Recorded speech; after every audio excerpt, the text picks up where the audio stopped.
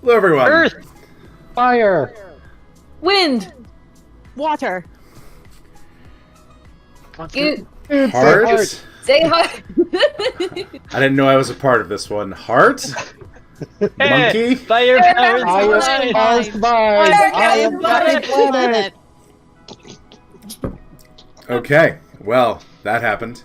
So welcome back to Ryan, everyone. Why I should totally be Earth. That's my element. I should not be Heart. Well, you wouldn't But- have known to start it. That is true, I guess. So, Scoot, we were starting to debate what the elements would be for Captain Ryam. So, Dog, bacon, sugar sex. What? sugar, sex. Yeah, well, I'll have to think of that one. Oh, we didn't include bacon. That's a problem. Yeah. Dogs, bacon, titties, dicks. Bears? Bears. Bears show up in a lot of your campaigns. Vorpal. Wow. We'll workshop it. We'll But workshop I it, would love a canonical Captain Captain Ryan Ryan. character. Unless you're going the Captain America route, where it's just some bozo with a shield. It's not a conflict of elements. No. Fuck, that might be a campaign idea right there. Assembling Captain Ryan. But welcome to the show, everybody. This is your DM Scoot coming to you recorded. I was gonna say live, but we don't fucking do that. So this week we're gonna get ourselves. We got a lot of gala to get through. A lot of gals at the gala. But first, as always, we're gonna introduce ourselves. And Gaffers, your question this week is: what are you most proud of about your character so far? Be it like an event, single moment, or some sort of progression.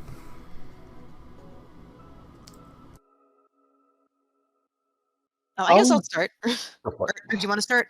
Go for it.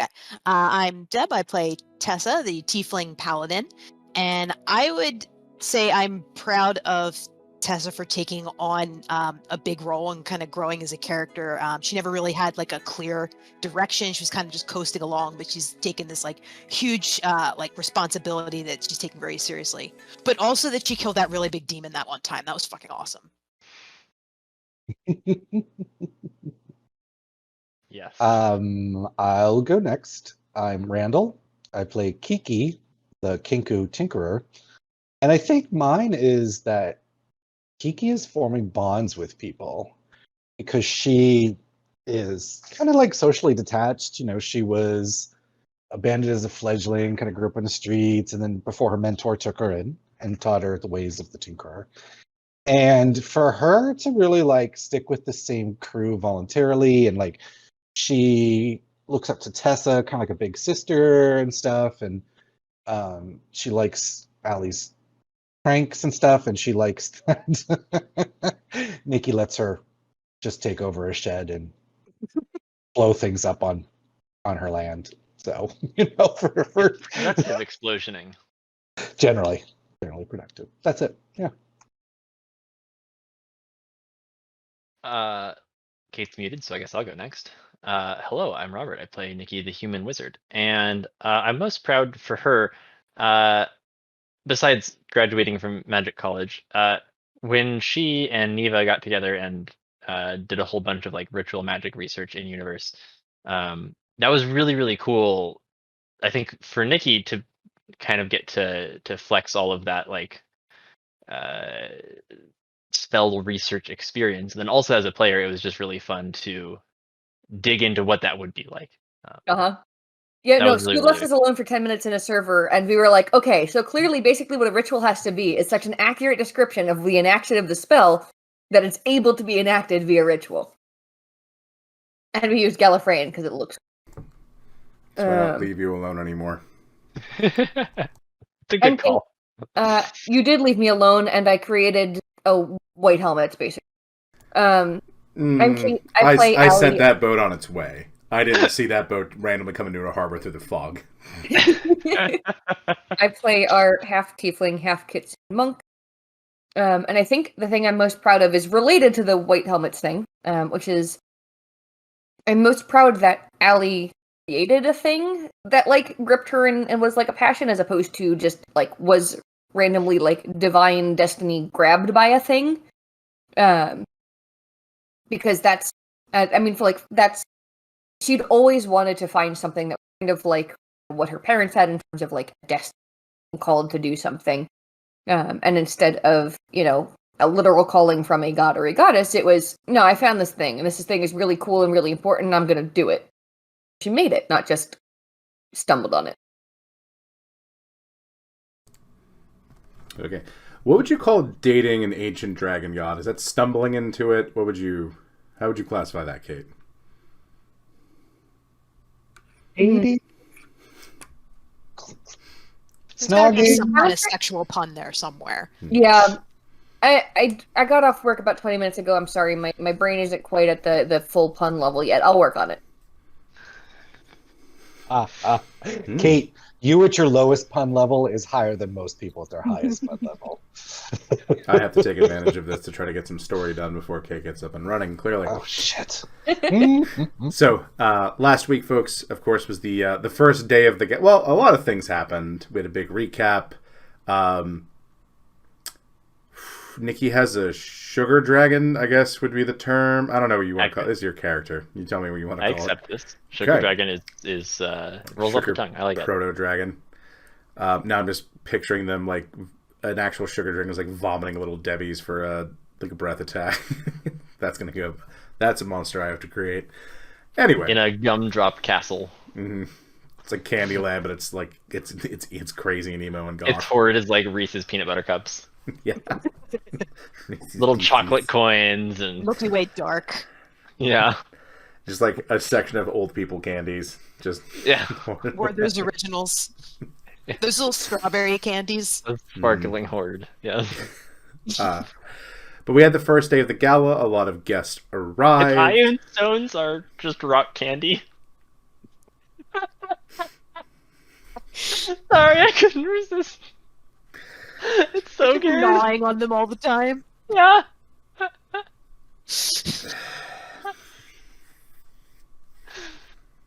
We are 5 minutes in. So, the first day did go well. A lot of interesting characters were met, which you can see last week. Although in an RP session, kind of off screen, Allie did get an update from one of the geckos, Phil, that while nothing evil or bad has been happening, there do seem to be some levels of contention. Mostly in that one of the members of the House of the Federation of Houses back in Prema, where you folks actually kickstarted this whole thing, the other side of the continent, Bella Carai, has been sort of butting heads with the good admiral and sort of poking at her and making lots of comments and such. You could suck my dick. The wave tender also has been drawing a lot of interest of people trying to figure that out, what their deal is, the merfolk, kind of what they want. Also, Captain Smiles, a pirate from the Ruby Spire, which is sort of like Tortuga the Nation, has been asking a lot of questions about Goldtown and the kind of outlying ports to the south. Like a lot of questions.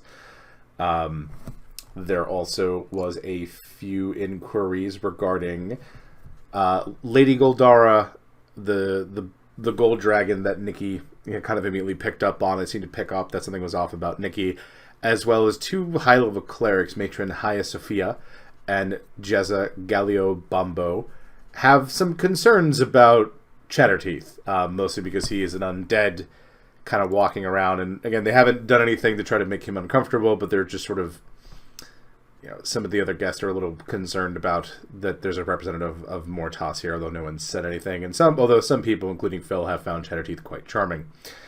Finally, he has been very taken with a Minotaur woman by the name of Lady Mudra Longhorns, who has just provided him no end of food, which he seems to be in love with, as the rest of the geckos have been eating quite well over the past few days. So, folks, it is now the second day of the gala.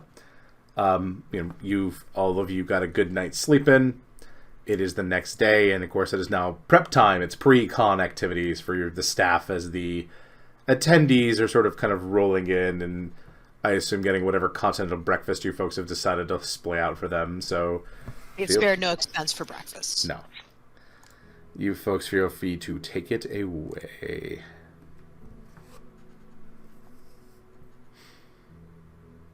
What's on the docket for today? I know there's probably more Franels and such. I have to pull up the document.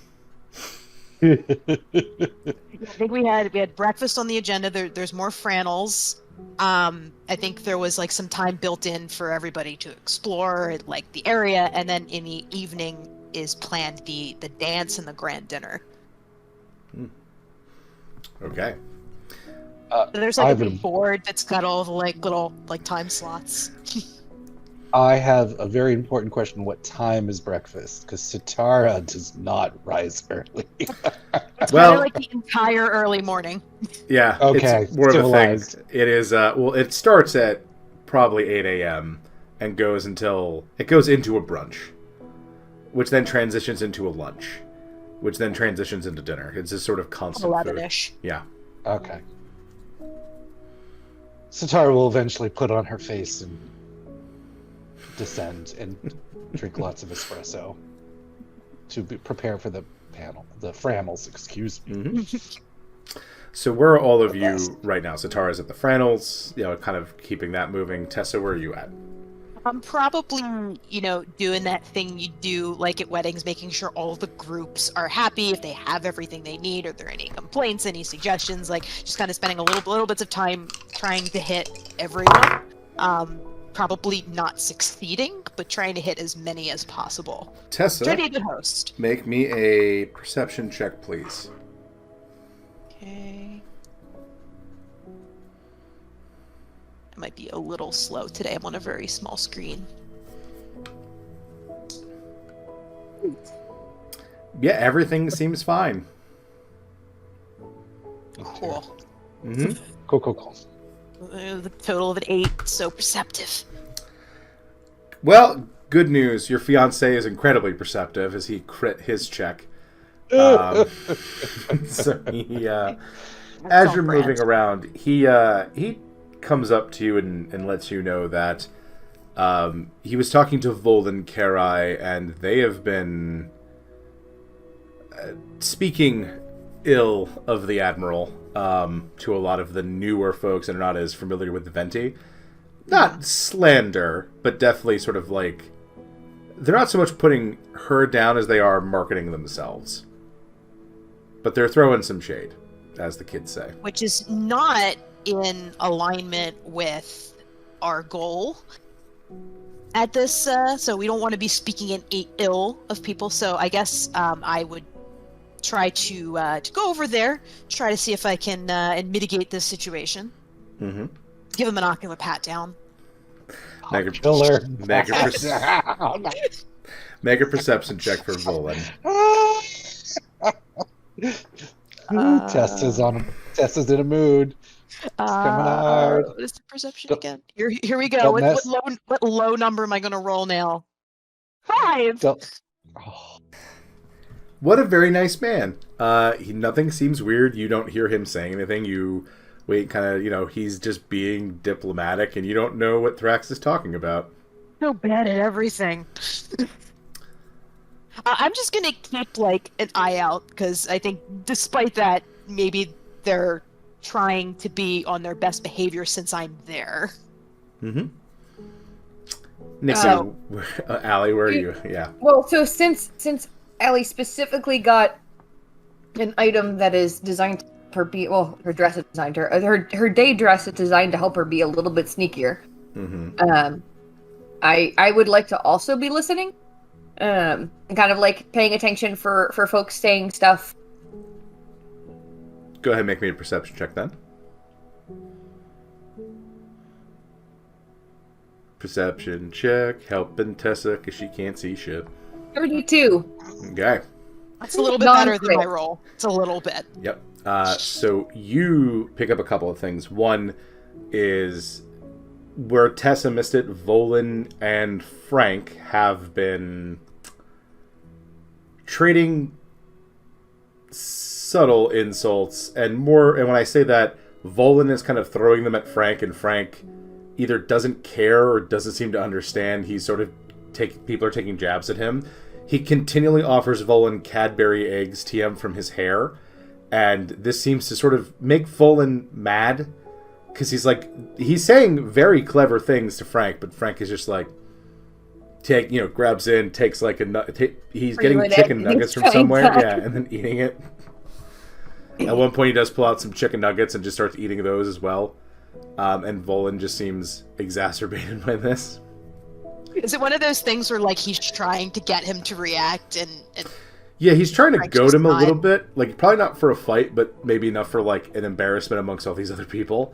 But Frank is just either too chill or just maybe too dumb to really react. It'd be a little bit to of this. both. Yeah. A little column A, a little column B. So that's the initial thing you see. You do also see that the wave tender has been the most secluded from everyone else. He seems to be with his retinue, even more so than Chatterteeth. Because Chatterteeth is just fucking rolling around, talking with everyone, and the ones that are, like Zoro, he's just, with the exception of the most religious people or the folks that have such a life focus that the undead are like abhorrent to them and as a concept.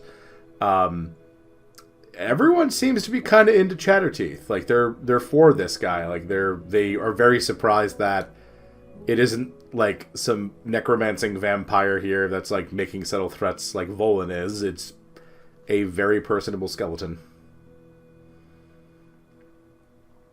Yeah, fuck this Volan guy. I will relay this to Tessa if she wants. I am happy to make some kind of interjection between Frank and Volan, not like in the form of like hey, stop doing that, but more like distract Volan and make him stop looking at Frank. I would absolutely accept that help.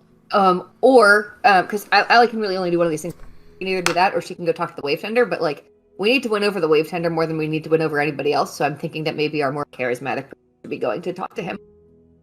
Yeah, I can do persuasion, I can do charisma, I can't do perception, so I think Tessa would want you to keep an eye out like you've been doing, and if you see a situation to step in, like if you want to just, if you feel it's necessary, I'm, given my roles, not going to notice.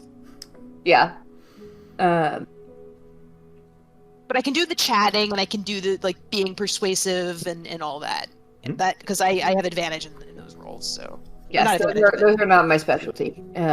This is my character is not a. But if Tessa says I should, I'll go over towards Volan and Frank, kind of just check in and see how everybody's doing, and make some comment to the effect of, it's so wonderful to see under this conclave that folks might have had disagreements in the past are already getting along a bit better. And Volan turns and goes, yes, it's been wonderful to see our rivals from across the strait. And Frank just nods, although his mouth is full of Twinkie. Right. And he's just talking to you with no discernment if he thinks he's talking to you, regardless if you don't hear a word. I have 4 younger siblings. Do I understand reverse? No, his mouth is that full. It's that full, and he's part shadow being that can sort of morph his body, so there might be like a Casper the Friendly Ghost level of food in his mouth that he can just sort of expand like a gerbil, and he doesn't work like normal people work, so he might have like a whole package in there as far as you haven't been. You look away and he's got like 2 more in his mouth. He just keeps eating it. Did you have a chance to try one of the eggs yet? And he reaches into his hair and pulls out a boiled egg this time and hands it to you. Allie looks a little disappointed. He's got a sweet tooth. And he just pops it in his mouth, shelling off. Winkies. I love those things that Larry makes. Yeah, no, it's been like super cool. There's a bunch of cool people here. There's the good king, Finn. Rin. Finn is the one who was on board your ship. He's not a king, and he'd probably be scared to kill him if he was one. Sure, he says, looking at you. very sure. Is there anyone that either of you was hoping to meet, or that I could help provide an introduction to? Yeah. No, and Frank goes, I want to meet the one Minotaur lady with the big spoon that just makes food all the time. I have been reliably informed by the geckos that she's wonderful, so I'm sure that we can make that happen. Yeah. Actually, you know what? And Allie looks around for A gecko? no, I'm going to look around for a specific gecko. I'm trying to figure out which specific gecko I want. Well, you do that. Nikki, what are you up to? I don't really know, honestly. I guess so a big part of my day is doing like estate tours, because that was I think that was yesterday, right, Deb? Whichever day. I think one of the days Okay. was the temple and one of them was the estate. Whichever one you wanted it to be. So whichever one was estate day, I was doing that and getting ready for that and everything. That's kind of like the primary experience. But other than that, I'm doing my best schmooze, I suppose. Trying to get on various world leaders' good sides and get investment in the Free Peaks going. So actually, Working. speaking of that... Hashtag business networking. Yes, speaking of that, Bella Carai is very intrigued by your land, especially that mithril vein and the ore you have here, because there seems to be different stuff like coal in the mountains that they're always looking for, like genuine ore needs, steel, things like that. And she also believes she heard that there's even more various ores up in the actual peaks of the Free Peaks that you might be, you're a good gateway to that. So she is interested in literally investing into the town, sort of like Gen did. Okay. She knows that this place is going to grow, or like Summit Vale too. She's interested in this. She goes, yes, I know. Our counterparts are very good at sea trade, but we're the masters of overland, she says, smiling. I need to pull up the guest stock. While you do that, Kiki, Satara, where are we heading off, and what are we... if Satara's awake, that is. I'm sure Kiki is. Kiki's doing childcare, which might bring up mixed feelings in people, concern being a valid one. So she's set up... I don't know how many children are there. It could be like 3. It could be... I don't know what percentage of the guests have kids or brought them with them. There are 15 children, roughly. I rolled dice. Okay. Excellent. Mm-hmm. So Kiki has set up almost like a little science camp, and you'll see just pieces of balsa wood everywhere, and the kids making little balsa wood trebuchets. And Kiki, craft time. Pretty much. And so Kiki's leading, and you'll see there's a chalkboard up with different equations. Kiki does not dumb stuff down. She just assumes that everyone's at whatever level. It doesn't matter on your age, right? She's not going to purposely overshoot, but she might be teaching them some slightly more advanced things than most people would take into account. And if they don't understand, she'll explain, or she'll switch to something else. So her ability to hop between subjects and topics and stuff, I think might resonate with a lot of the youths. The youths that are there. Yes. Yeah. Because she'll just be like, oh, you bored with that? Me too. Let's do this. And she'll switch to something else. So there is one youth there. It is the child of King Rin and Queen Lana, a tiefling girl. Sort of dressed up. It sort of is much more interested in building the trebuchet and flinging whatever small pebbles at things and actually being here.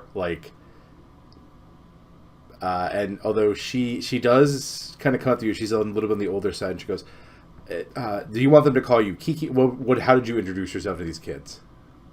Kiki. Okay. And he goes, Kiki, I don't mean to pry, but some of us were talking while we were doing our alone building, and we heard that you have black powder. Yes.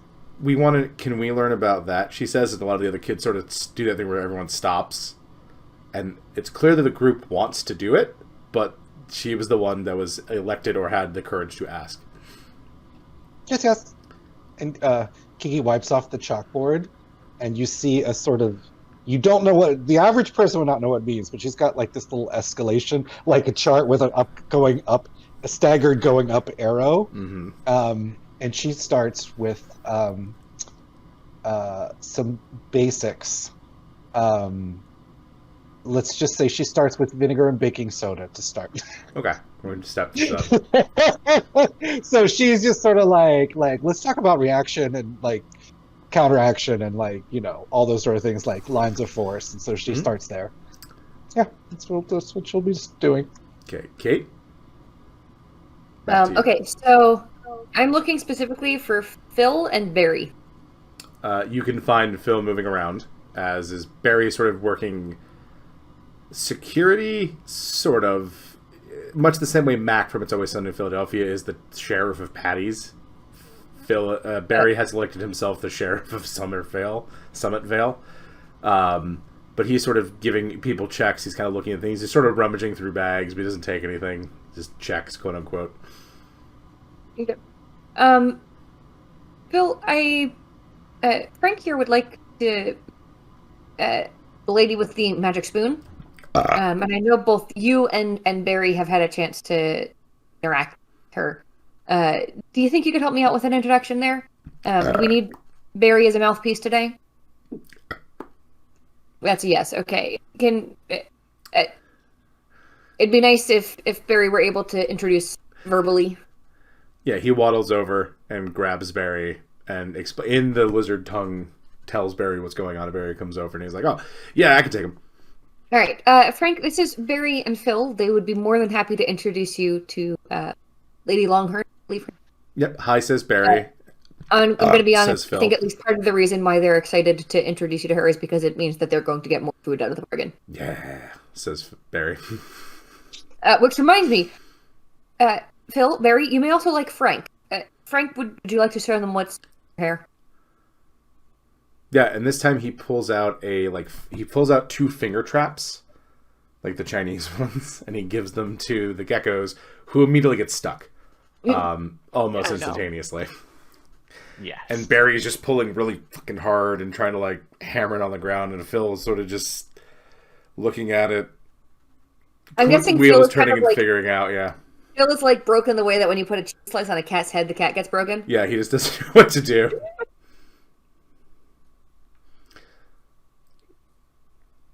And Frank looks and goes, "Should I have given those to them?" Probably would have been better to do food. Well, we are where we are, and he pulls out a plate of piping hot scrambled eggs, and he just begins eating them. Anyway, Phil, Barry, here, and Allie helps him get the finger traps off. Oh. So, introduction. Right. And Barry leads Frank over to Lady Mooger Longhorn. Nikki? So I was checking to make sure which Bella was the Ventosian Bella, which in retrospect was silly because obviously the Carai Bella is from, House Carai. Mm-hmm. So I'm super interested in investment from outside parties, obviously.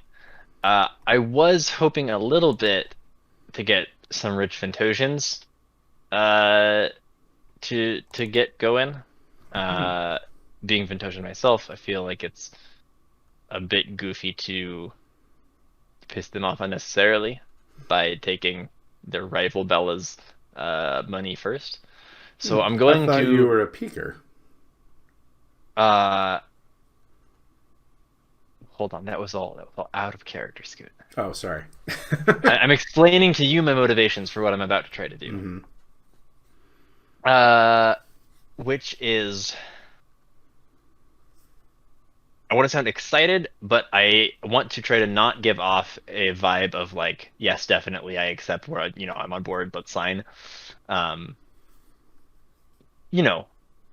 got to talk to everyone. And in character, I will say, like, would it be a problem if Lady Belladonna Lombard was also interested? I was hoping to get to network with her, being from Ventos myself. No, and Bella Carai is, again, this is a very silvery-tongued woman, And she goes, no, of course not. You see, now, a lot of people think that we're these bitter rivals and Bella and I hate each other and there's this whole War of the Bells thing. But really, it's just to drive business. Because who doesn't love a good rivalry? Everybody loves a good rivalry. Yeah, the best sporting events, the best festivals are always good when there's a good rivalry. It's good for business. Now, her pet admiral does not see it that way, as she's fiercely loyal to Bella, which is good. You want that in subordinates. But she's a good counterbalance that we can play off of. Certainly. I was concerned less about if you'd be personally offended, but more about if that would cause issues from an imaging perspective. Oh. I mean, you're a neutral territory, aren't you? You're a Peter. We certainly do our best. Yes. I mean, if you were going to, you might be from Ventos, but a lot of us are from places, then go somewhere else, and we become there. Of course. So, if I wouldn't hold it against you if you have roots back in Ventos, if you have family there, maybe, I don't know if you were... Of a sort. Mm-hmm. I mean, I wouldn't blame you, certainly, but we can offer as much as the Lombardos. I don't doubt that. Definitely. I will give her... Your business card? Yeah. I'll be like, let's set up a meeting. I'll talk to Bindo and have her set up a more businessy meeting. I don't want to interrupt too much schmooze time working out, expected rates of return and such. No worries. We are very good friends with the Von Lycan family. We'd be happy to meet with Bindo. Fantastic. Cool. Make an insight check there, Nikki, while we're doing this. You got it, coach. Insight check. Will it be like Tessa's? 1 plus. I hope not. For Nikki's sake. And do your best to emulate Allie. It's a 10. A 10? It'll be one of those nights. She's not lying to you, but there's definitely more to that rival thing than her cool visage is kind of letting up. Like, there's just something there. Sure. You've been in Ventos on the docks too long to not see a bunch of fights break out between the two merchant houses, so you would know even if she is telling them the truth, I know for sure that there's it has become real if it was ever truly meant to be a thing. Yeah, so you don't know what accord might have been struck between the two Bellas, but this image has spilled out into some of them, because probably the Admiral does not seem to like these people from everything you've seen and from what you've gathered. Sure. And you don't know if that's kind of the subordinates. Again, that might be a deal between the two of them, but having them both in the town may not cause bedlam and issues, because again, the fights you saw were in Ventos, which is home turf. So territorially, yeah. So you never know what's going to be here. And plus, the Venti did trade with them, because they'll trade with almost anybody. Right. But definitely still a consideration. Mm-hmm. Excellent. Scoot, question about one of my non-primary characters. Yes. Is Breeza in attendance at Kiki's lecture? Probably. I don't think she'd be here. Really certain she would be. So I think Allie wanted to go. The wave tender that was the next piece of business after kind of diffusing that situation. Yes. So basically, the next things that I want to do is I want to talk to the wave tender and kind of check in on him, and after that, I want to check in on Bendo and make sure she's right. So the wave tender is currently chatting with.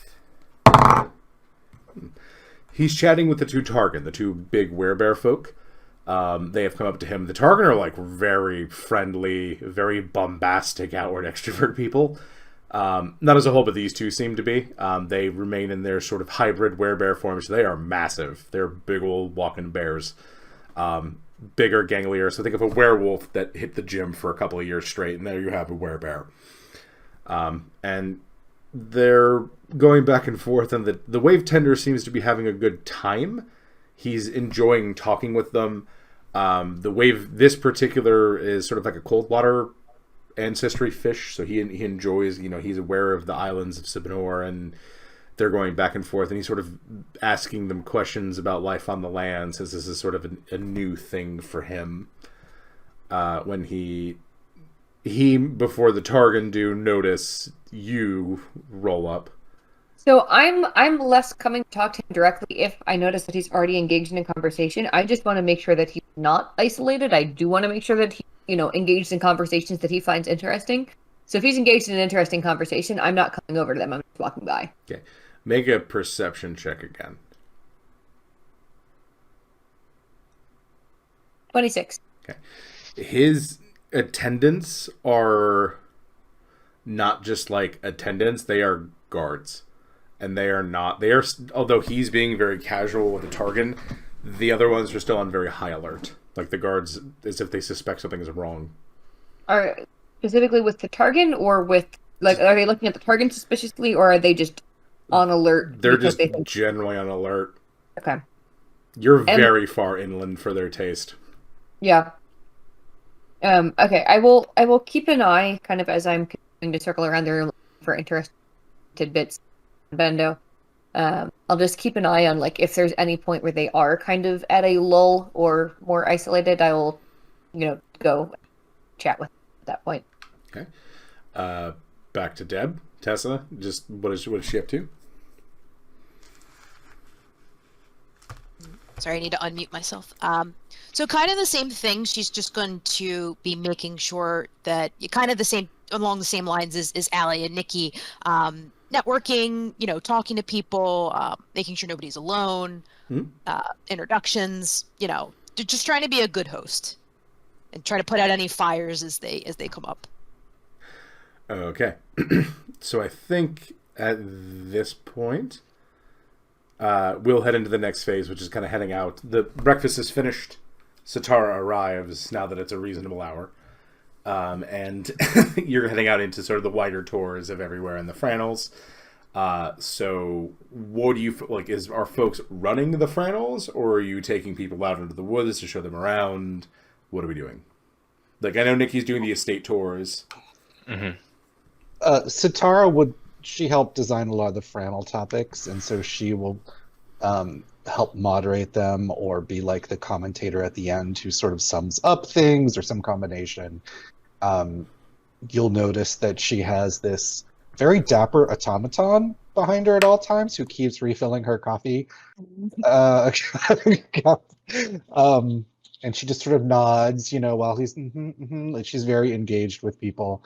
Currently, she is moderating a session called We the Sheeple, Collectivism versus Conformity in Friendship Groups. And then in between sessions, she's 100% schmoozing. But if she gets a sight of like some big burly werebear, the flirting's going to happen. So she likes them big. So yeah, that's Sutara's agenda.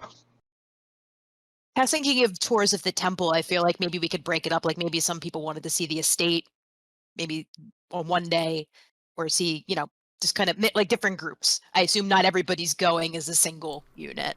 Mm-hmm. Yeah, Allie will volunteer tour guide. Well,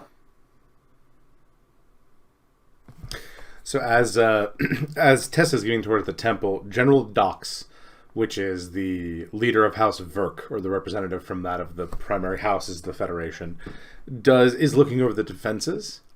Make a perception check, Tessa. Or an insight, whatever you would like. What's higher? They're both about the same. They're the same, so. All right. 13. That's not as bad. Nope. At least you're in double digits. General Dox is looking around and seems content with the dwarven like physical fortifications, but you can sense that they seem to have concerns about how things are set up. Like they're grimacing a little bit. They're sort of like, I want to kind of dig into that a little bit. I want to see, kind of like see what, what's wrong. I'm kind of like noting their kind of tone and facial expressions and stuff. So are you approaching General Docs? Yeah, I'll just say, is everything to your liking, General? Oh, and she looks up at you, and she is a large woman, about as big as you are, Tessa. Very muscular. It's just sort of imagine Tessa without wings and a smaller chest. So she goes, yes, yeah, it's fine. It's just your physical fortifications are good, but your guards are, the patterns are odd, and the cold seems to have most of the tieflings inside. You're leaving your walls slightly undefended. Yeah, I mean, we try to be accommodating given the weather situation. Because tieflings don't really do well in the cold. But we're trying to grow our forces and have more mixed people and be open to everybody. But we're kind of doing the best we can for right now. Hmm. Are you the one training the soldiers and the guards, or you're the champion, aren't you? Yes. Are you a skilled combatant? I like to think I am. Yes. Do you? And there's a big smile on her face that is not malicious, but mischievous.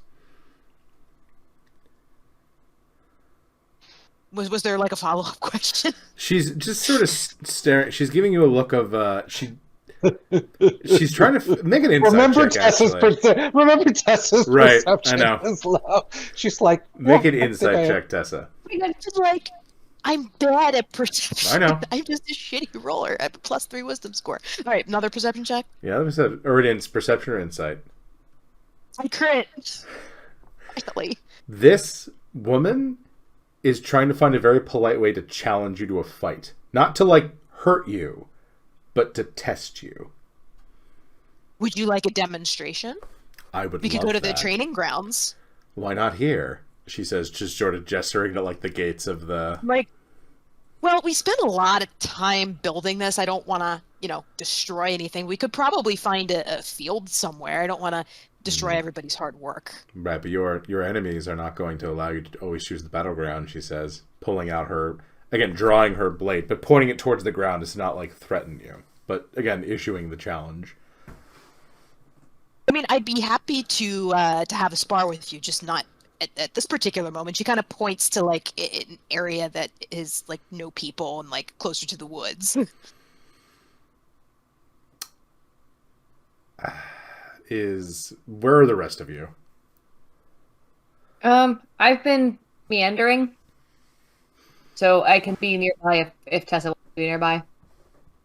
Actually, if I notice somebody getting a sword out, I'd be nearby. Right. So Bendo is with you, and Bendo will tell you, Allie, because you're farther away. She goes, Tesha should accept this. This is a test from the Verk. I know them. This is.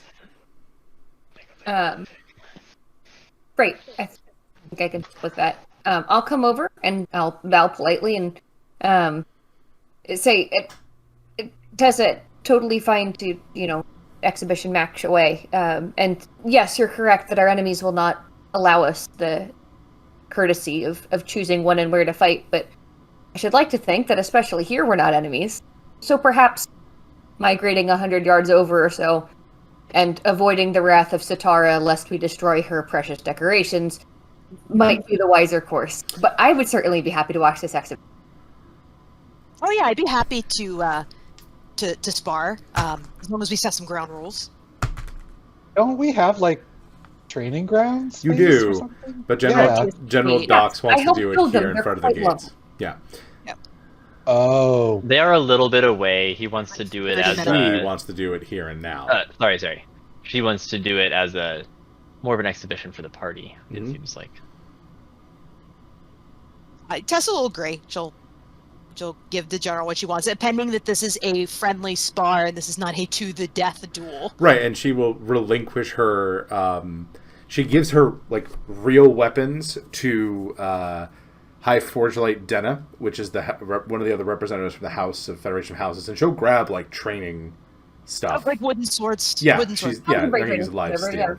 All right, yeah, I'm game. But she will walk to the training area, get the stuff, then walk back to before the gates. Okay.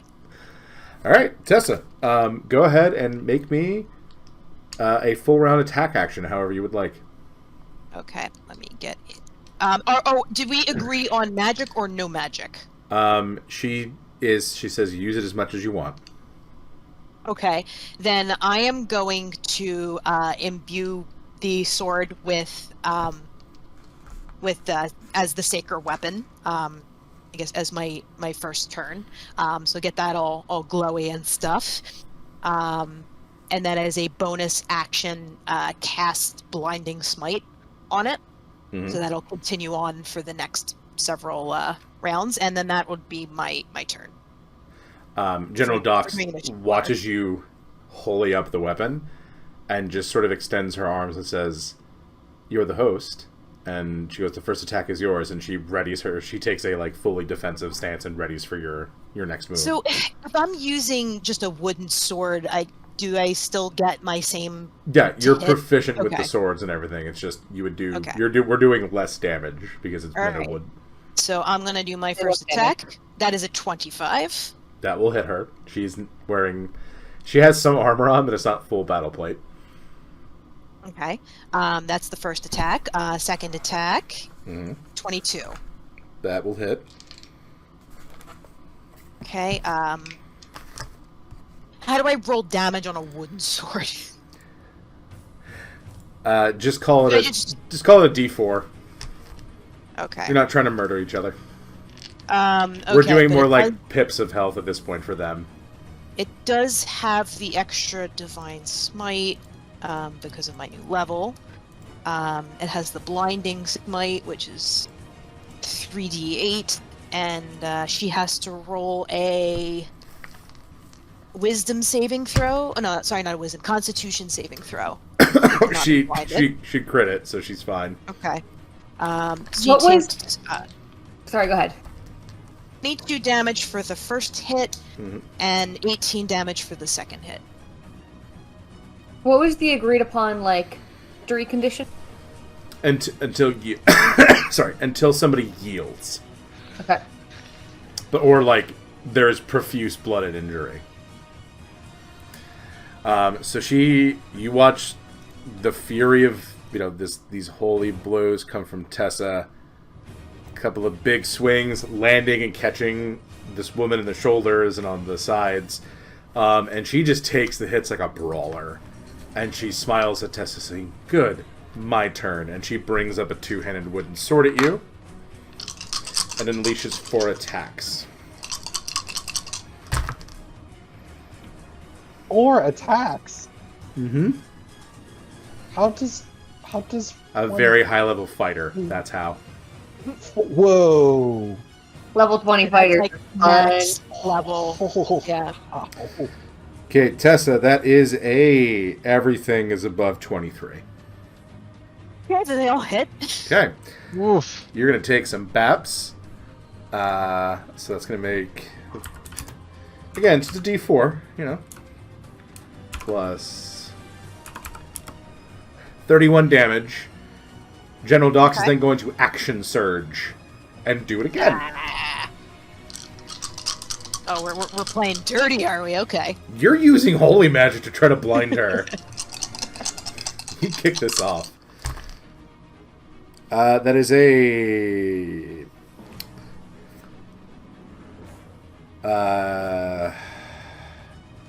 That's I 3 plugged above into my 23 resist again, wall. but this one is 17. The lowest one is 17. Okay. Yeah, it doesn't hit. Okay, so 3 of them hit. Okay. What's the damage? 24 damage to you from as you folks watch as 5. she just takes those hit and just returns them very expertly using where the blade should be, the hilt to hit Tessa, going for some of those gut-wrenching attacks, moving around, trying to trip Tessa. And General Dox just seems delighted by this. As she watches Tessa take these hits on a wooden shield and sword, and she is smiling at watching this with Tessa as she waits for Tessa's Been counter. fun. Yeah. I mean, I like sparring. I like, practicing with people. So Tessa's also very much enjoying this. So my turn again. Your turn again. All right. First attack is going to be a 29. That'll hit. Second attack is going to be an 35. Yeah, that'll hit. So gonna do? I'm gonna put a divine smite into one of them just because I want to kick it up a notch. I kind of feel like showing off a little bit. Mm-hmm. So 1d8 plus 3d8, and she also has to make another wisdom throw, a saving throw. Con, right? Yes. We're looking at a 22 there. Okay. Yeah. No, that definitely saves. Yeah. The first attack does 29 damage. Nice. The second one doesn't have the divine smite. I think I can only do that on one. 25 damage on the second strike. Okay, you're bapping her real hard with the radiant magic. Good job, Tessa. You watch as, again, Tessa's doing less blows, but there's that radiant impact is hitting. So she, at this point, is looking a little rough. Like, you've haggard the shit out of her, but this is definitely a person that is used to this type of thing. So she's going to send 4 more attacks at you.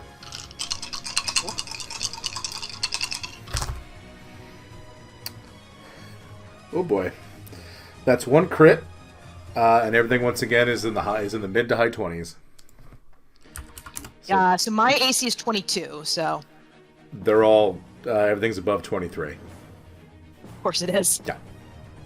Okay. I guess this is going to be the regulars. That's wrong. I'll take it. I rolled that incorrectly. 25 for the 3 Take regular 5 hits. off that. Okay. And 17 from the crit total. So a total of 42 damage. Okay. I'm still up. Yep. And she waits for your counter. Okay. What are you folks thinking while you just see these 2 very large, muscular women just bashing the shit out of each other? Hot. I'm waiting to kill them up afterwards. Yep. I feel like Satari just got a frannel about everyone's doing great, and then just sees this ruckus fight happening and breaching the middle of the gates. Tara, she could put a fast spin on stuff. So she'll talk about how to work through conflict in friendships. Sparring can be really healthy. After giving a significant side eye in the direction of the sparring happening at the friendship gala, like she's a little bit like, let's talk about working through this, bonding through. Where do you Yeah, want a to go? friendly spar can be great. There's like an aspect of performance. There's an aspect of like it's really like collaborative kind I of feel thing. like Like you're there's some fighting each other, but showmanship you're here. both going by the rules. So there's a certain degree of like It's like watching an MMA working match. on it together. Wow. Yeah, that's the MMA. MMA equals friendship. That's. I was gonna say it's the essence of friendship, really. Scoot, Wow. can I use a point of inspiration and a point of perspiration in the same turn, or nah? Sure, why not? Well, I was going to use a point of inspiration to actually give myself an extra turn so I can use lay on hands. Sure. So I'm going to use one of those turns to dump all of my lay on hands on myself, which adds, I'm going to add that back. See where I'm at there. Okay. And then I'm going to use my actual attack to give myself a crit spiration. That's 1 attack is crit. Yes. So I'll do the first attack. I assume you're dumping the smite into that. Oh, yeah, absolutely. Plus 2d8 plus 3d8. And so that's an automatic blinding on her, right? She would get the save for that. Okay. So then she has to make a wisdom saving Okay, throw. she misses it. So roll the damage, because I want to see how much this is. Okay. So... what? I typed it wrong. Hold on. Boo.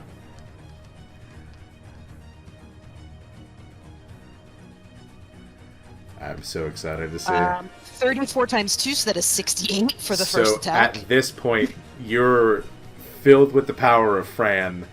You folks definitely hear like a meh in the background.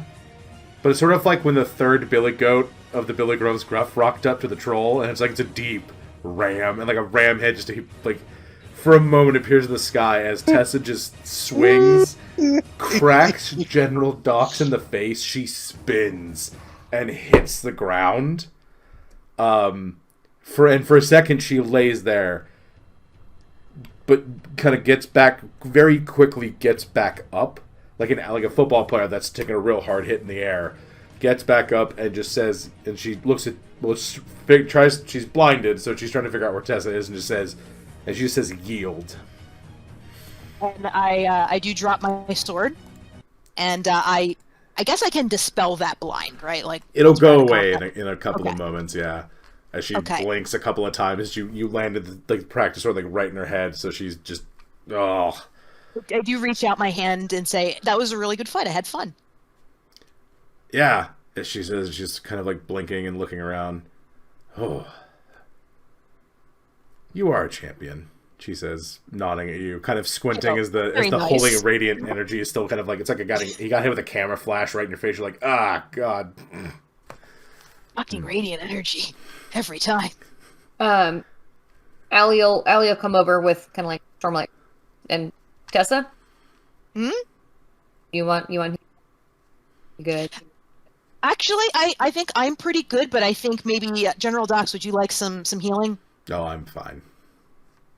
I would like a beer, though. That I can do. How about that one's on me? Anyone ever created healing potions in the form of beer? Like, because I feel like in your world, Yes. Scoot, like that. There is actually a character who's done that. Mm-hmm. Okay. Gardane. It's specifically his Oh, name. of course. Yeah. Of course. Yeah. The beer god, Beerius. And you see that everyone is like some people are sort of like, oh, but a lot of people are like, yeah. And everyone's clapping for the exhibition.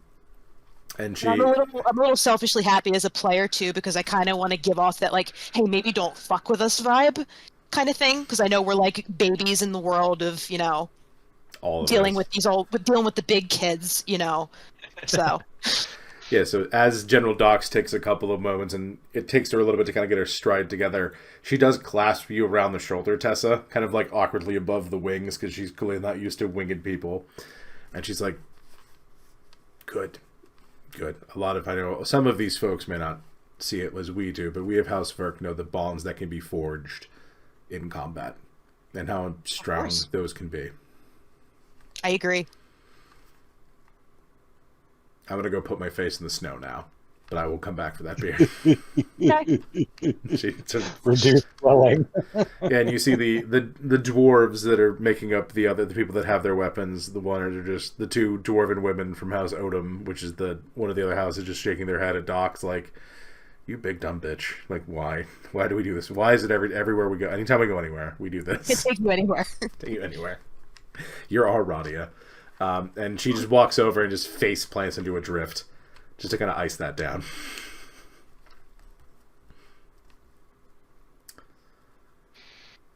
And everyone just sort of stares back to Satara after watching all of that. Back to the Horrible. panels. Yeah, she'll try to, like, without missing a beat, although you can tell by her sort of lack of expression that she's over. She is over. But she's a very gracious sort of hostess. I know this is Tessa's show, but she's the sort of MC, if you will. And so she'll be like, no, I need a bunch of hosts. I can't Yes. do it alone. There's too many people. well, she'll just, without missing a beat, like, and now for our next Franel, for those of you who are attending, and then she'll give a description and shuffle people off, and she'll check in with the others if everything's okay after that. Okay. Looking around, Allie, you would probably notice that the wave tender seems very impressed by Tessa's current display. Like, more than kind of anyone else. It's like, he's intrigued. He is intrigued by this.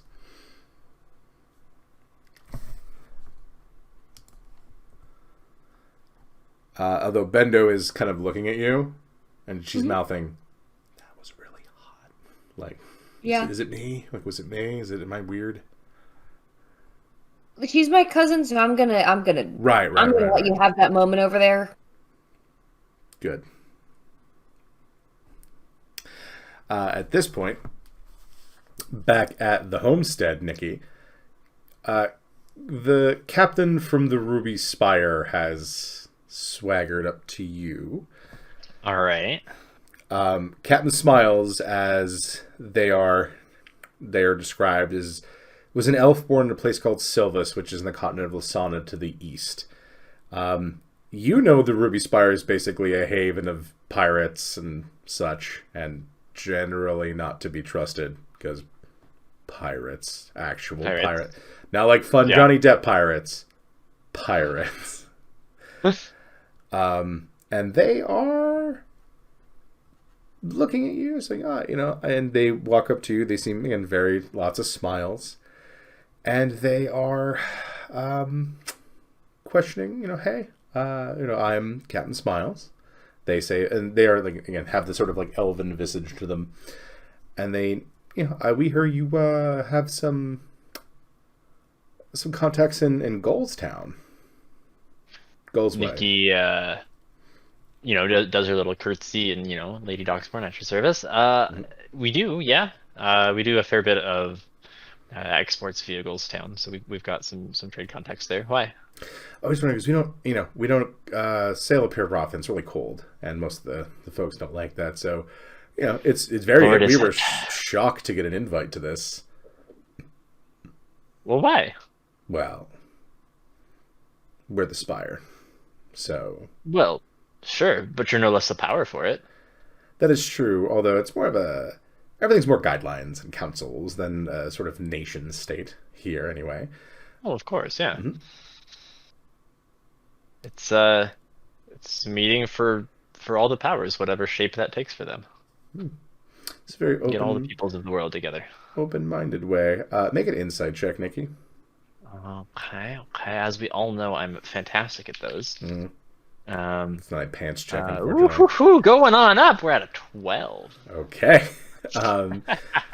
They're asking a lot of questions about, like, they, as the sort of small talk continues. Mm-hmm. They're very much sticking to the ports of like Tidesbreach, Murtown, and specifically Goldsway. Okay. They're asking a lot of like how many ships come in, and it seems like trade questions. Right. But there's this underpinning of if they know how many boats they want to know how many boats are there, which is also a little suspicious. Right. Yeah. Definitely I'm going to, and this isn't even like playing it off, it's just actually true. I'm afraid I don't know any real details about sort of the trade patterns there. I don't personally manage any of the exports. Once it gets to Goldstown, it's kind of out of my hands. Oh, who does? Oh, we have a contact there. Yeah. And that is at this point where Keeper Danley, the representative from Storm's Ire and functionally Roscoe's stand-in, goes, I do. And at that point, Captain Smiles looks, sees the Keeper, and you can watch their face drop a bit, and then they catch it, and then they politely excuse themselves away as Keeper Danley is not thrilled with what's been happening. When she goes for the quick excuse herself, does she have a plausible reason, or is she just like, gotta go? They're going to get more drinks as although Keeper Danley is an Arakoa, so and a more sort of hawk-like one. So if she wanted to, Keeper Danley could catch up to that person very quickly just because flight. But Keeper Danley seems content to just sort of move them off. Cool. Once Captain Smiles is out of earshot, I will turn to Keeper Danley and ask, how much of that did you hear? I didn't give away too much, did I? Oh, all of it. She can't smile, beak. Being an Arakoa, but you can tell from the rest of the face. She goes, I've been keeping an eye on that one since, we have very few port towns. We'd like to keep them secure. Of course. I didn't give away too much, did I? No. I tried to keep it circumspect. You did your best in describing the trade in and out of there, but I think we'll be putting a few more surprises in the harbors, at least in Goldsway until then. And they won't bother Murtown, not with Tidesbreach there. Excellent. I was talking to Rahori, by the way. He has the holdings on the sort of the southern corner of the nub. Mm-hmm. and he's not using all of his land this year. He had a couple of horses that, or I guess it would be Gax driving plows up here, right? Yeah. He's had a Sort few of very, very large goats, because cold. Or like yak creatures. right? Yeah. Yeah, probably goats. Mm. He's had a few pack goats sort of age out. He's getting older, so he's taking it easy on. They retired. They went south. Well, yeah. They went they're to probably Fantasy not Florida. They're probably not tasty because they're like so. Like their muscles are all like work hardened, you know, all gamey. So he probably genuinely sent them to like the go south, go be happier farm. goats, go work on some farm somewhere warmer. Sure. He's not using all of his land, and so if we wanted to install some additional defenses at sort of the opening of the bay there, we have the space for it now. Coastal embankment would be a good idea. Maybe a fortification of some kind. Are your dwarves busy? Always, but I'm sure they're open to new projects. We'll have to talk about that then. We'd want to compensate them, obviously, but I have a feeling Goldsway is going to get a lot bigger as time goes on, especially with all of this, and they just sort of gesture with their winged hands. Sort of like vaguely gesture around. Yeah. Classic. Yeah, so that may not be a bad idea, because the bigger you get down here, I mean, the nub is not... You're open to invasion. It's very flat land around here, and certainly you have a fallback in the temple, potentially, but you lack the craggy defenses the rest of us have up more towards the peaks, so right. This is becoming a concern. Well, definitely, any suggestions you have, we are all ears, but I'll set up a meeting with the dwarves and yourself, perhaps tomorrow afternoon? Take your time. We have plenty of time. Okay. This will be a project that is we would measure in years, not months. Although, based on that temple, who knows? I wasn't sure just how concerned you were. We'll be in touch. Thank you. Okay. Kiki, make me a perception check, please. Perception's not. It's fine. It's not. It's great for fine. her. Can't she investigate instead, or? Well, we need a perception first to see if you can know what's going on. Oh, 7. Now she's totally absorbed in teaching. Nope. Yep. You don't notice a few of the kids scurry away. Uh-oh. That tracks, to be honest. She is not a helicopter parent. No. She's sort of like, you have agency. I ain't your parent. You have agency, child. Oh. Yeah. She's like, everything's guarded, whatever. Like, maybe she went to see their parents, if she even noticed what she did. Mm-hmm. Yeah. Let me see. Allie and yeah. Now the question is, did Nikki or Tess or anyone assign anybody else to look over the kids with Kiki? Otherwise, yeah, no. Which gecko did you assign? Oh no. That's a decision. Who's the handiest of the geckos as far as like? You know, Kiki I had may have put Like Laverne and who's Shirley the- might do a good yeah. job. That's what I was just thinking. Which one's the older one? It's Laverne, right? Or Shirley. is it Shirley? Shirley's the She's older one. more like the motherly one. I think that like her and Laverne may have done, been assigned to this particular task. Okay. They watch the kids sneak off. They eventually find them. And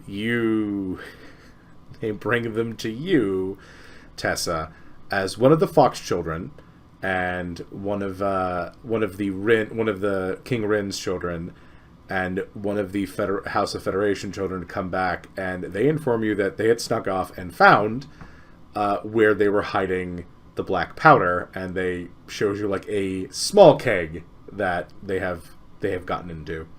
Why is there black powder anywhere up here? Don't you remember we got a bunch of black powder? Yep, you got a card, remember? Let me be clear. Kiki Why would is have it at the hidden temple? and guarded that shit like it was next to her All right. Well, life. But okay. I obviously In theory. know whichever Fox family child this is because they're my cousin, and I know King Rin's family. The only one I don't really know is the Federation, but And this seems to be the one that is the ringleader of this particular operation. This one is very sly, and Laverne hands you a lockpick set that she confiscated off of him. And it is a good enchanted one. Like, it has magic in it. And I kind of look at the kids and me as a player, I'm going to pretend I know how to deal with children, which I don't. But Tessa would, because she has a rather big family. So I think she would be rather firm and say, this is, black powder's not a toy. We're not allowed near it. I'm not going to say anything now, but if I catch you sneaking off, I'm going to tell your sister, tell your parents, and tell your parents. Which Fox Shaw would have done this, Kate? I don't know if alright, I guess if you're telling me one did that, Breeza would probably have wanted to get some of the black powder for her to test. Like, I don't think she would have been on board with, like, I want to blow shit up. She was like, no, I require some for experiments, and the most expedient way for me to get it. Right, so they're telling you Lord that... knows, Brahma's not. No, Brahma would not be very upset. So what they were telling you is that Kiki had explained how this is used to make fireworks, and they wanted to try to do that. I just kind of let out a deep breath, and I kind of shake my head, and I look over to Kiki, and I look over the kids. And she's struggling with this decision, whether this is the smartest move. But I do want to explain the dangers of the black powder to the kids so they know, like, what could possibly happen, and it's not great. I want to, kind of put a little bit of fear into them. So I will do that. I'll pretend I say something of that nature. Make an intimidation check. Oh. Kiki offers to blow up some black powder if you think it would help reinforce the lesson, not realizing it might do the worst. I think that's the raddest shit ever. No, because Kiki would be like, oh, yeah, we can show. Yes. All right. Show how danger. Oh, I got a 12. They're children, and you're a big, scary person. That's enough for the kind of... Most of them sort of second think what's going on. So they swear up and down to not do anything like this again, and everything's handed back to Kiki. I trust you, but I need the pinky swear. And I hold up my pinky for the three kids to make a pinky swear promise on it. Would Breza do that, Kate? With Breeza? Sorry, swear to what? I zoned out for a second. Pinky swear to not fuck with black powder, at least for the immediate future. Otherwise, she's going to be given over to her dad and mom. Kiki's black powder. She might do it specific. Breeza finds pinky swears to be a little, like, juvenile for her, but she will very like she'll offer in exchange, that she'll swear on some book that she'll swear on her copy of like basically the Annals of History of Doshinral, which is her prized possession book. She will swear on that to not touch the black powder. So we find this acceptable, knowing that was her favorite. The book. rest of them pinky swear with you, although they do ask Kiki if Kiki can Kiki make the fireworks. Then, like, is that a thing that can happen? So Kiki does two things. So one, she sets Pinion, her mechanical hound, to guard the black powder. She puts it away. She doesn't. She hides it once she's out of sight of the kids, like in her jack, and then she sends to Pinion to like guard the black powder. And like one of the few words that Pinion understands. And then while Tessa's still there, ow wow. Yes, that's pretty much it. And then she offers to use a trebuchet to throw the kids into snowdrifts. Acceptable. Okay. They're for the like you pull it off screen, it pans out, you pull out a full-sized one that'll send them like a mile. Yeah, it's like, if Tessa sees that, she'll be like, no Kiki will like wheel. She's not very strong, so she'll be. And then she's like, fine. So she'll get out her prototype one that would be just big enough, and Kiki knows how to calculate like the weight of the kid Mhm. and how much snow needs to be. Some little helmets. Right. Safety first. That's right. Helmets and goggles, and then so she'll set that up to to distract them, entertain them, and teach at the same time. Yeah. None of the parents notice. I rolled perception checks for the group, and they rolled very low. So you're just yeeting children into snowbanks with a smaller trebuchet. The day wears on, and everyone then begins to gather for the dancing part of the gala. So, are there any preparations you folks would like to do for this before heading off? Dance. dance. I, of course, am going to put on my very fancy outfit that we went on our stopping trip. And I'm going to have Allie braid my hair, obviously. Very important. Kiki will put on her best pair of overalls. The least greasy. She'll use prestidigitation to clean them up. Nikki, Yes. anything before we go a dancing? I don't think I have anything extra. If no one else is there's no other guests I specifically want to reach out to at the moment. So I think we can go on ahead if no one else is looking for me. Okay. The party comes on, and something very there's a special entertainment that has not necessarily been arranged, but introduced, and a long sort of Asian-style dragon comes flying in from above.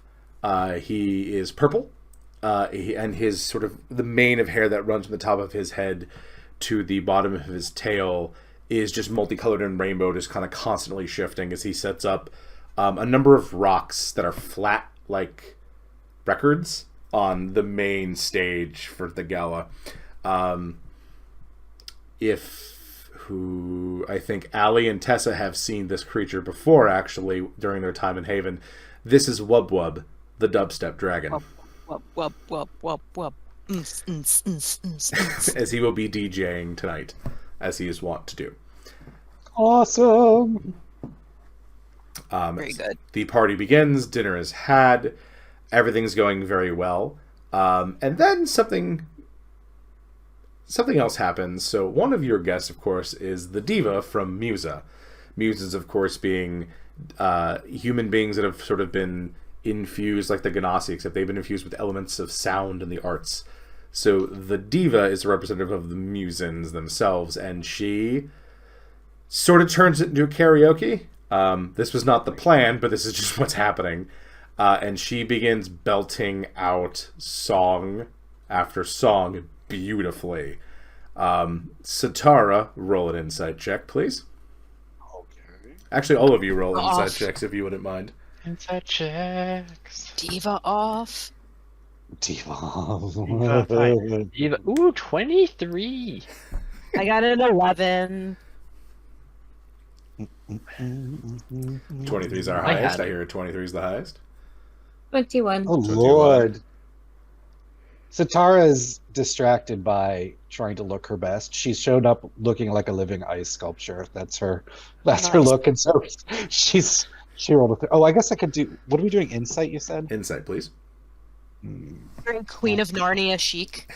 Very much. And then Kiki rolled a 10, so 13 for Satara, 10 for... You two that rolled in the 20s, being Allie and Nikki, you know that a bardic challenge has been thrown. Not specifically at Satara, but just sort of the general come at me music theater kid bro.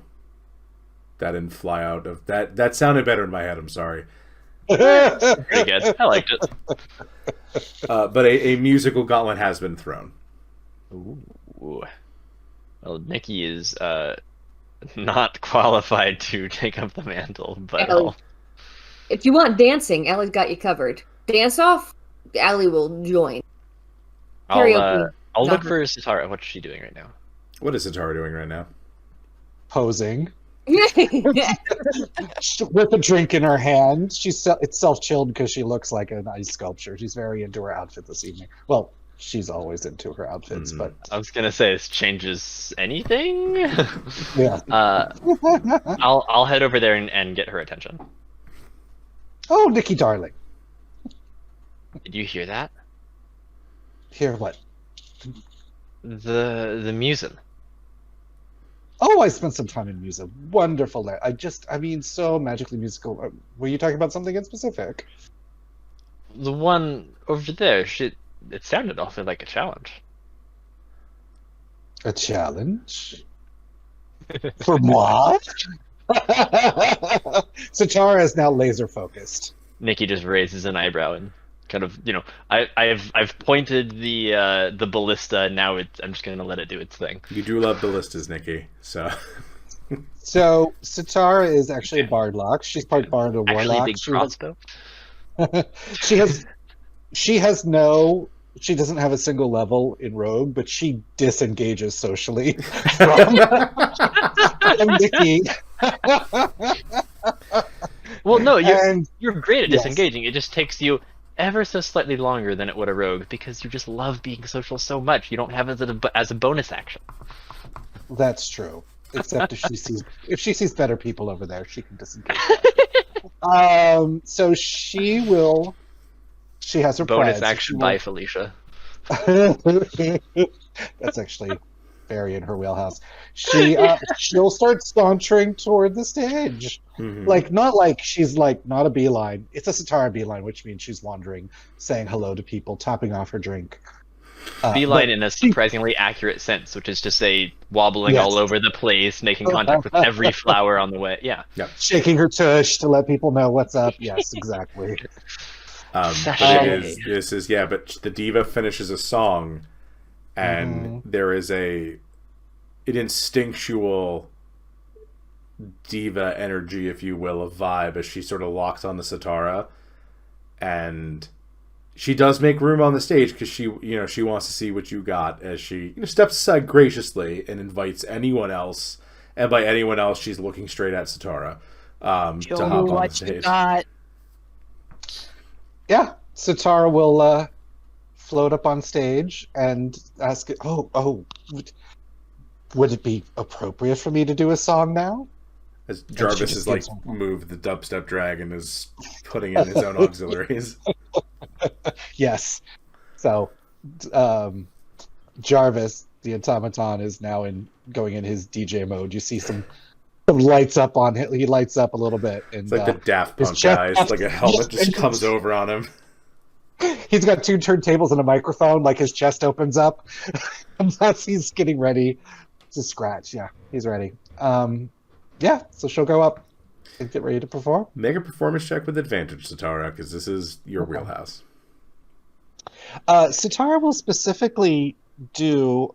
So you see her pull out that fabulous violin that looks like it's living wood, basically, and she will do the immigrant song. I come from the land of the ice and snow. So it's going to be a little bit rocking for her. She gets a 23 on her first roll and a 31 on her second. Okay. At this point, everyone is on their feet, and everyone is sort of on the dance floor doing whatever they can to dance, because again, there's a very wide variety of large and small creatures. You see that the skeleton Chatterteeth has popped off his head, put it into his hand, and raised it so he can get a better view of the stage. Genius. Oh my god, that's frickin' genius. But the whole place is a rockin', although as you finish, the dubstep dragon sort of pushes Jarvis away to take back control of his DJ equipment. It's fair. It's fair. Satara will bow graciously. Yeah, there's thunderous applause. Of course there is. And you don't even have to make any Satara. There's so much applause. You don't have to. You still can. You don't have to. Yes. Yeah, you might hear some subtle sound effects to make it linger a little bit longer. The sound with her illusions work. Yes. And then she won't even look at her competitor. She's not exactly throwing shade, but she's basically there is no competition, and she'll graciously exit the stage. Mm-hmm. And you see that the diva is very like, as she begins planning her rebuttal. Although at this point, now that the dubstep dragon is back in control, you do see two other figures emerge onto the dance floor. It is King Memphis and Queen Wick, and they begin a sort of dirty dancing routine. As now the formality has been thrown off, and it's time for everyone to peacock, or those that are willing to, and they. Wow, they crit, and it is just beautiful. He is just tossing this kitsune woman just around. He doesn't look that strong, like especially when compared to King Rin, who is probably a size category above him, figuratively. But they just perform this excellent number, and the crowd is again like, and now it's become kind of a circle as people have drinks. And they're sort of drinking and watching and cheering and everything's going along. But they then bow and then graciously move out of the middle of the circle.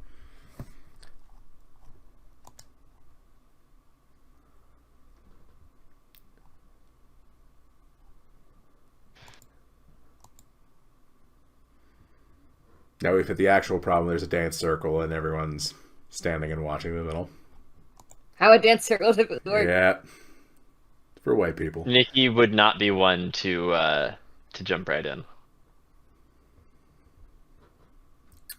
Allie likes to dance, but it's not like she's not going to unless challenged or unless like Bendo or Cam want to dance in the dance.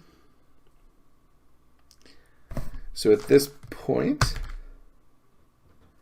what the fuck? If somebody like directly challenges her or either of them want to dance, she will happily help with that. So it is Chatterteeth that walks out into the middle of the stage, and he just starts to robot, and it's just it is perfect. Come on, he's not gonna dance to spooky, scary stuck skeletons. No, he starts with this, and then he just moves into all manner of dad dance moves. He's doing the sprinkler, although it's a little odd because like body parts will fly off, and he'll get them to come back to him. And everyone's like, yeah, he's lawnmowing, but he sort of shifted himself a little bit. So like he takes off one arm and holds it out like the front of the lawnmower, and just starts doing it. And at that point, actually, what will happen next is once Chatterteeth finishes, Eben Fox, Allie's brother, will pull. I don't know. Would he have to pull Lily out, Kate, or sorry, not Kate, Deb, or would Lily come with him? I think she's probably had one or two drinks at this point. Yeah, so everyone's kind of drunk a little bit. Yeah, she would go willingly. They begin dancing.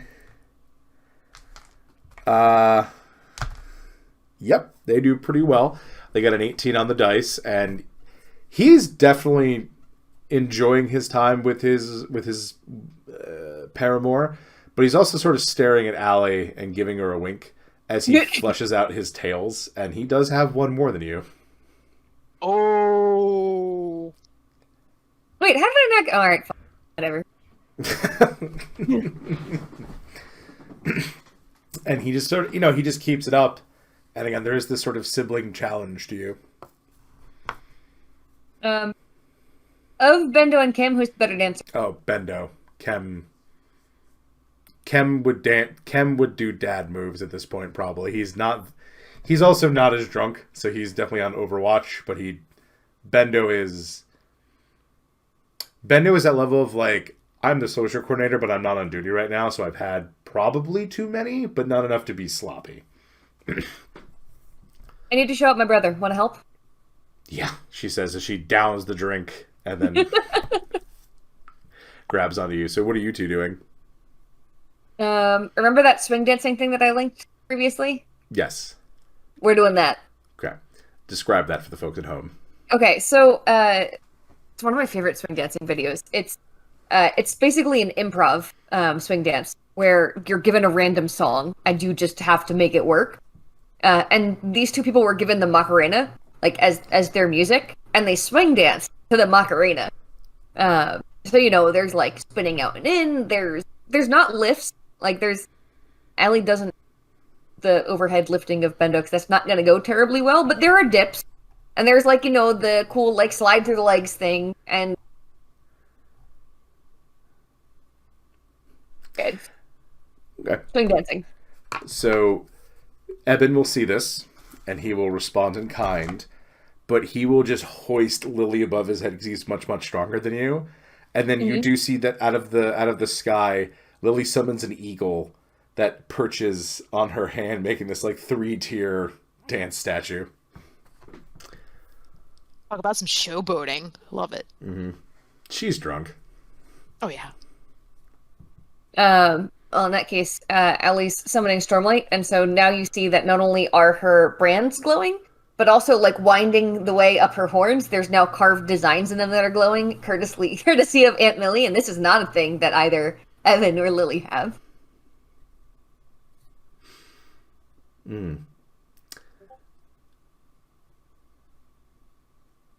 You also notice that kind of as they're dancing with her holding onto the Stormlight, there's like a faint kind of like silvery footstep that trails behind her every time she takes a step through.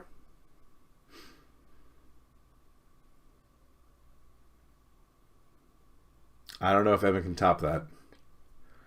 Now without we having... We can throw in the vines. We could do something Do cool it for the with that. vine, yeah. I mean, so can Ellie. Probably not like Lily can. No. Because Lily can do it like Finn can, so Ellie knows what kind of vine could be summoned. But I don't know if she would have the concentration to do that right now. That's the problem. I don't even think she would think of doing it, so. Because she's not really, like... I guess she's drunk enough to kind of not care about the sibling rivalry. She's been kind of seeing this for years now. I think this would be more of Eben's thing, this competition.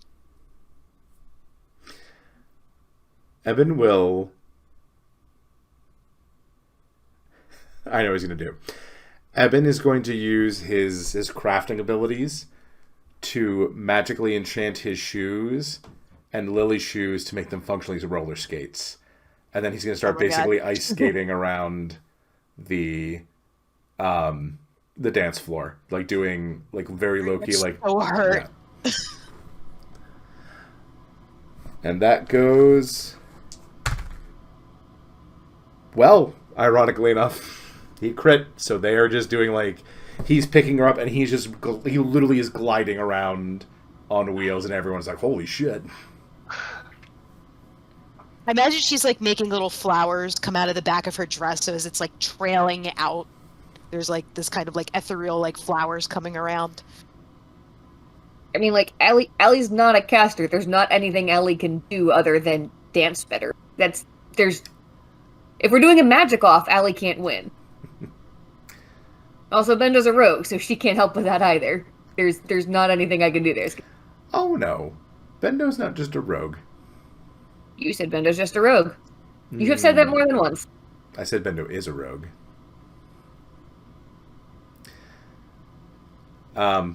She's also part bard.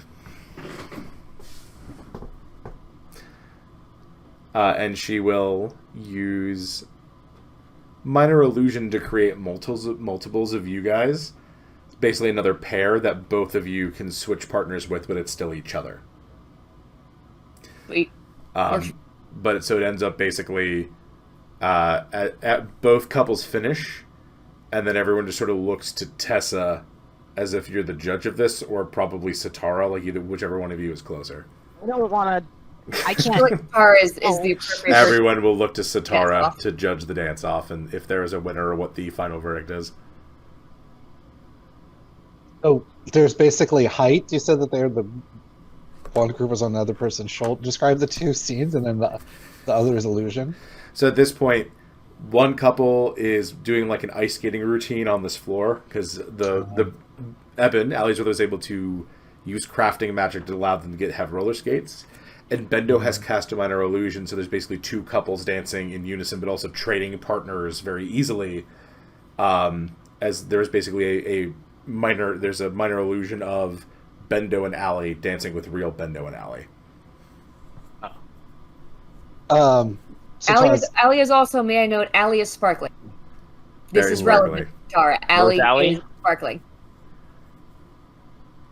You know, Sparkly is near and dear to Satara's heart.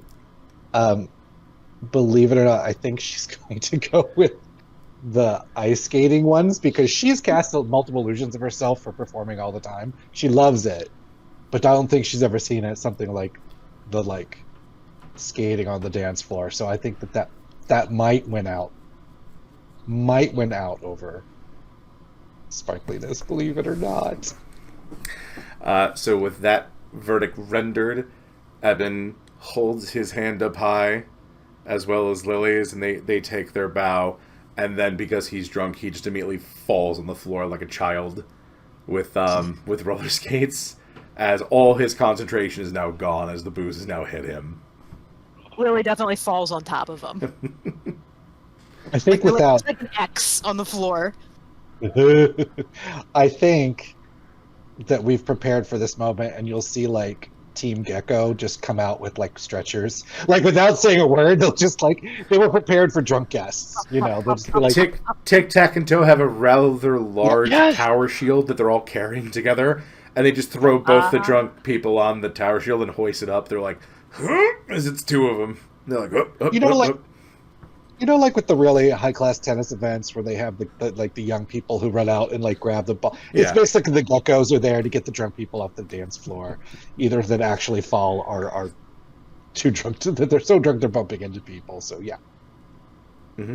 Although everyone has a very good laugh at that, as everyone's like, oh, they fell from exhaustion from all the dancing, letting the two younger folks save face, of course, from just being drunk. And the night continues on.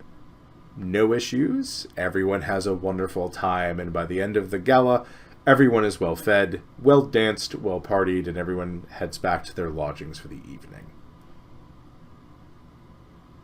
Yay.